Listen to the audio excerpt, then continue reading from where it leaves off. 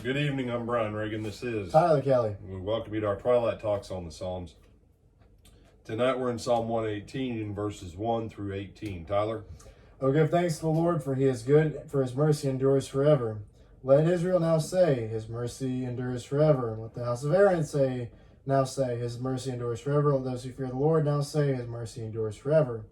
I call on the Lord in distress. The Lord answered me and set me in the broad place.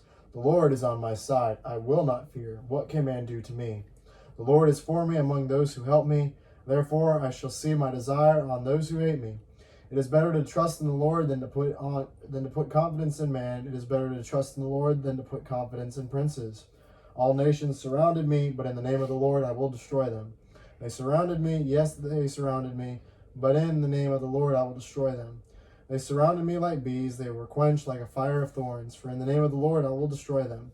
You pushed me violently that I might fall, but the Lord helped me. The Lord is my strength and song, and he has become my salvation. The voice of rejoicing and salvation is in the tents of the righteous. The right hand of the Lord does valiantly. The right hand of the Lord is exalted. The right hand of the Lord does valiantly. I shall not die but live and declare the works of the Lord. The Lord has chastened me severely, but he has not given me over to death. All right. So, some different things to take notice of. Verses 1 through 4, 4 times. His mercy endures forever. New Revised says his steadfast love endures forever. There's a point there. You should start off by giving the Lord thanks and praise for his steadfast love, for his mercy. Number one. Number two, as you're looking at this, he's having issues with other people.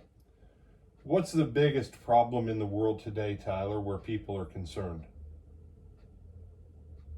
It's all right. It's an obvious answer. You were about to say it, I think. I saw the word almost forming what looked like on your lips. What's the number one problem with humanity today? Sin. No. Go for your other one. You sure? Yeah, go. Baptists. Well, that's okay. Well, close enough. Yeah, the biggest problem with humanity is other humans. Mm-hmm. All right.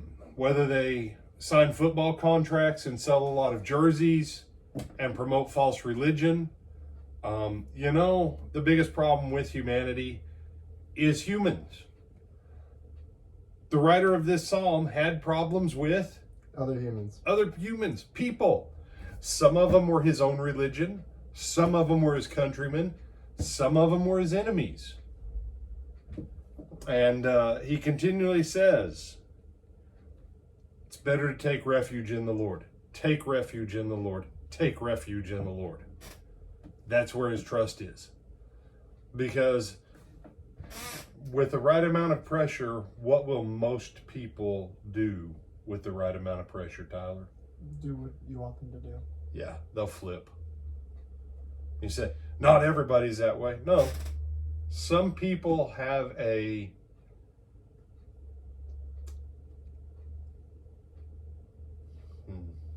what's the way I can say this without having to repent? Some people have Intestinal fortitude. So much intestinal fortitude and spine that they can look at anybody and say, you know what? There's the door. If you don't help yourself out of it, I'll help you through it. And you say, that's not a very Christ-like attitude. Well, I'm talking about when someone walks into your life and they say, I'll give you this, or I'll extort you for that, or I'll punish you if you don't do my way. And someone, well, Brian, I know you've bowed down to people before. No. There have been situations that I did not like, where people did bring excessive pressure to bear on me to change how I was doing something. But it wasn't an issue of changing right for wrong. It was an issue of they had the right in that position of authority to make the demand for the change. and because they were not morally, scripturally, or ethically wrong in what they were saying, even though I don't like it, because of the position they occupy according to God's word, I submit to it. So wait a second. I chafe under man because I choose to submit to God. Now, if the request would have been technically wrong according to God, I don't really care what you think. And he said, no, you're not gonna. Someone one time, not too long ago, they said, do you bow in your karate school? I said, sure, we bow. They said, wait a second, you said you bow to no man. I said, yeah, I don't. I said, us going like that and looking each other in the eye, or going like that, I said, that's an issue of courtesy. I said, it's no different than shaking a hand. I said, that's very different than the bowing you're thinking of. And that's the writer of the psalm here. Take refuge in man.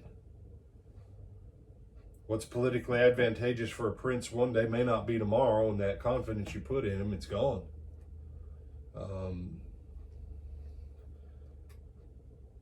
Verse 10 and 11, I like the New Revised. Read me the second half of verses 10 and 11 on both of them, Tyler. But in the name of the Lord I will destroy them. But in the name of the Lord I will destroy them. The New King James translates it with, I will destroy them. The New Revised has it in the past tense. I have destroyed them? Yeah, it says, I cut them off. In the name of the Lord, I cut them off. And you say, no, I'm not saying New Revised is necessarily better than New King James on this. I'm showing you that in the Hebrew, there's an interesting concept here, that in faith, he's talking past tense about his enemies. And why can he do that? Because he put his refuge in the Lord. That's why. And so you have that double thing going on there. The Lord helps. The Lord is his strength. The Lord is his salvation. The Lord is his might. The right hand of the Lord, the right hand of the Lord, the right hand of the Lord. Where do you find refuge? In the shadow of the Lord at his right hand. Where do you find protection? In the shadow of the Lord at his right hand. How do you cut your enemies off? You stand in the shadow of the Lord by his right hand, and the Lord will do the valiant deeds. You know, Moses raised a stick and told the water to part. God gets credit for the whole thing.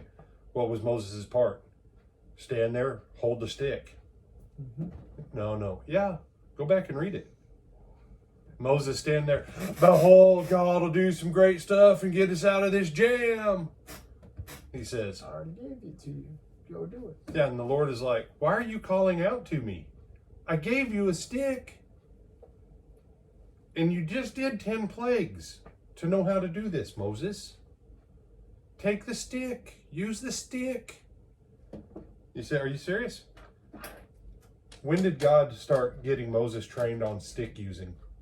Way back when at the burning bush. At the burning bush. You realize Moses had a stick and Aaron had a stick. Aaron's stick could do some really powerful stuff, and Moses' stick could do really, really, really, really powerful stuff. Okay? But God started with Moses with a stick thing all the way back at the burning bush. Now here he is at the Red Sea, but he's been doing stick stuff off and on through the plagues. Aaron's been doing stick stuff. And God says, hold out the stick. Tell the waters to part. They'll go through. It'll be fine. He does it. But God gets all the credit. Why? Have you and I not learned? And now I'm probably going to get me in some trouble, but that's all right.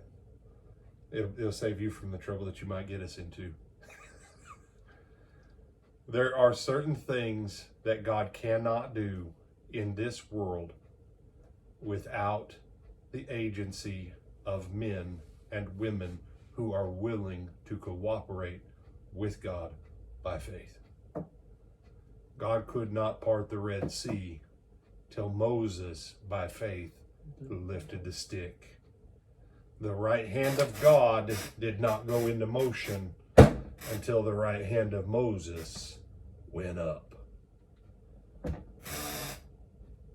I'd say it's what happens later when Moses has to hold the staff up, and then the fight happens, and then his hand goes down, and suddenly I'm told to hold the hand up, and oh wait, when his hand goes up, Yeah. then God makes sure they win. And it says what? And Aaron and Hur, and Joshua was involved, wasn't he? yeah, there was No, was Joshua out fighting? Joshua was out fighting, and it was Aaron and Hur held the arms up. that was on. And someone's like, it's because Moses was old. No, it wasn't. At the end of the book, it says Moses was 120 years old. His eye was not abated, nor his eye was not dim, nor was his strength abated. You try holding up the staff for hours and hours. I'm telling you, man. Like, just hold a pencil for 30 minutes. Wait, no, don't do that. I don't want to get in trouble for giving you exercise advice contrary to your physician. Because I'm here to tell you, some people couldn't even hold a business card for 30 minutes. At 30 minutes, it'd be like, ow, my shoulder. Try and hold a stick. Not just a tiny stick, a walking stick, big stick. Walking stick, and both hands were raised, and the stick was in one of them. Man, that stuff whoo. The right hand of the Lord. But the Lord's power went into effect because God works through people, but the people have to be at the right hand, in the shadow, in the refuge of God, because of his steadfast love, for God to act mightily on their behalf. Long meditation, that's all right. Tyler's saying we're never going to get all our other ones done for our battery running out. That's what he's thinking now in his head. Battery running low. Recharge. Anything you want to add, my brother? No, sir. You glad I threw some other stuff out there? Of course. All right. With that, I'm Brian Reagan. This is Tyler Kelly. When are we going to see him again, We're Tyler? going to see them this Sunday at 9:30 for our Bible class, either on live stream or in person, or at 10:30 for our worship service, both also on the live stream or in person at the Lake Butler Church of Christ in Lake Butler, Florida, Eastern Daylight Time. All right. Till then.